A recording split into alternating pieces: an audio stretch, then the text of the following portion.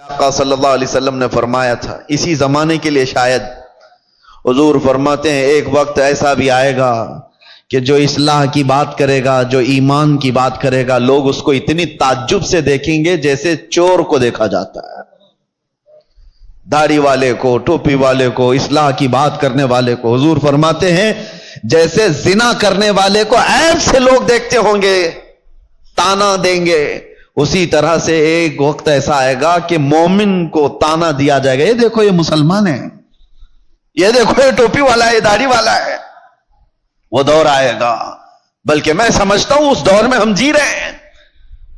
لوگ آج کیوں اپنے آپ کو ماڈرن اور اپنے آپ کو سیکولر بننے کی کوشش کر رہے ہیں؟ کیوں؟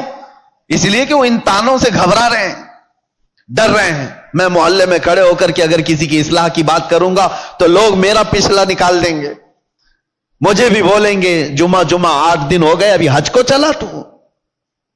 یہ سارے تانے تو سننے پڑیں گے میرے عزیزوں۔ کیا وہ صحابہ اکرام رضوان اللہ تعالی علیہ مجمعین نے اتنے بڑے مشن کو نہیں اٹھایا تھا جن کے پرانے حالات یہ تھے؟ حضرت انس رضی اللہ تعالیٰ عنہ فرماتے ہیں مجھے جب یہ حدیث پڑھتا ہوں تو رونگٹے کھڑے ہو جاتے ہیں۔ عشق اور محبت کہتے کسے ہیں؟ حضرت انس کہتے ہیں شراب ابھی حرام نہیں ہوئی تھی، مدینے میں لوگ شراب پیتے تھے، سب دھیرے دھیرے شراب حرام کی گئی ہے۔ ایک وقت ایسا آیا تھا کہ شام کا وقت تھا، قہبہ خانے جہاں پر شراب بکتی تھی لوگ آ کر کے بیٹھ کر کے پیتے تھے جیسے ہوٹل ہوتے ہیں۔ حضرت انس کہتے ہیں میں شراب لوگوں کو پیالوں میں بھر کر دیا کرتا تھا۔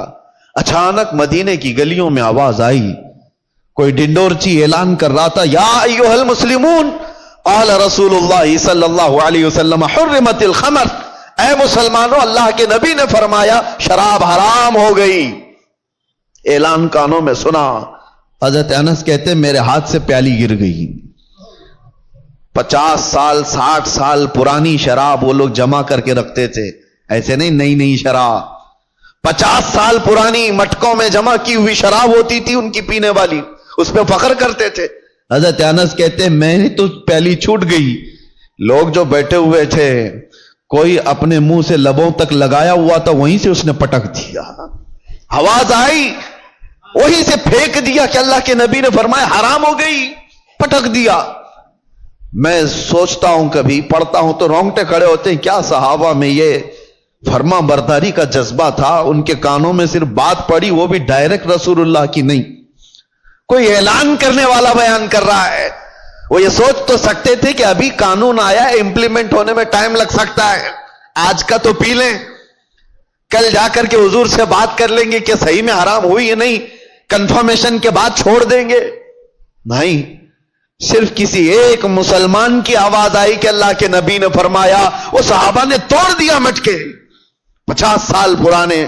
حضرت انس کہتے رات ہوتے ہوتے مدینے کی ساری نالیاں شراب سے بہ رہی تھی، جن کے ہاں جو جو جمع رکھا تھا سب اٹھا کر کے پھینک دیا۔